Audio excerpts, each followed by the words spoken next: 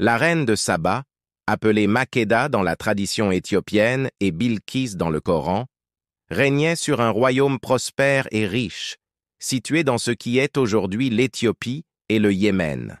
Sa cour était connue pour sa splendeur, et elle était réputée pour sa sagesse et son sens de la justice. Un jour, des marchands venus de terres lointaines rapportèrent à la reine de Saba des histoires sur un roi incroyablement sage, nommé Salomon, qui régnait sur Israël. Intriguée par ces récits, Makeda décida de vérifier elle-même la véracité de ces affirmations.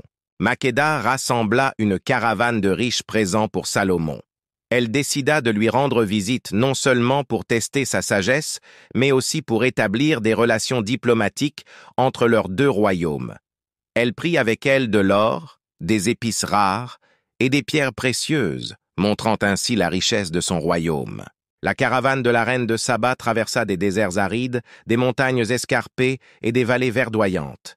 Le voyage fut long et ardu, mais la détermination de Makeda ne faiblit pas. Elle était résolue à rencontrer Salomon et à découvrir la vérité par elle-même. Après des semaines de voyage, la reine de Saba arriva finalement à Jérusalem.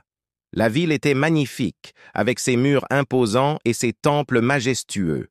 La renommée de Salomon était bien fondée, et Makeda était impatiente de le rencontrer. Makeda fut accueillie avec honneur et respect à la cour de Salomon. Le roi lui-même vint à sa rencontre, et leur première rencontre fut marquée par un échange de politesse et de respect mutuel. Salomon était impressionné par la prestance et la sagesse de Makeda. Makeda posa à Salomon des questions complexes et des énigmes difficiles. Chaque réponse de Salomon témoignait de sa grande sagesse et de son intelligence.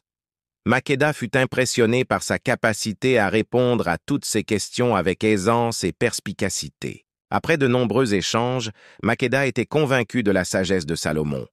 Elle déclara publiquement que les rumeurs qu'elle avait entendues étaient vraies et même au-delà de ce qu'elle avait imaginé. Elle offrit ses présents à Salomon en signe de respect et de reconnaissance. Le séjour de Makeda à Jérusalem ne fut pas seulement une visite diplomatique. Elle et Salomon développèrent une amitié profonde, échangeant des connaissances et des idées. Selon la tradition éthiopienne, leur relation alla plus loin, et Makeda donna naissance à un fils, Ménélik I, qui devint le premier empereur de la dynastie salomonide en Éthiopie. Après plusieurs mois passés à Jérusalem, Makeda retourna dans son royaume.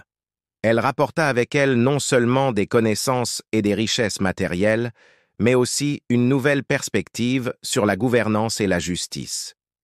Sa rencontre avec Salomon avait profondément influencé sa manière de régner. De retour en Éthiopie, Makeda institua des réformes basées sur ce qu'elle avait appris de Salomon. Son règne fut marqué par la prospérité et la justice.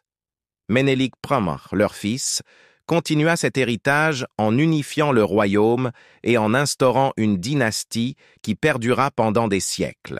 L'histoire de la reine de Saba est une saga de quête de sagesse, de pouvoir et de légende. À travers les âges, elle demeure un symbole de la recherche de la vérité et de la sagesse. Son voyage vers Jérusalem et sa rencontre avec Salomon sont des témoins du pouvoir des rencontres interculturelles et de l'échange de connaissances.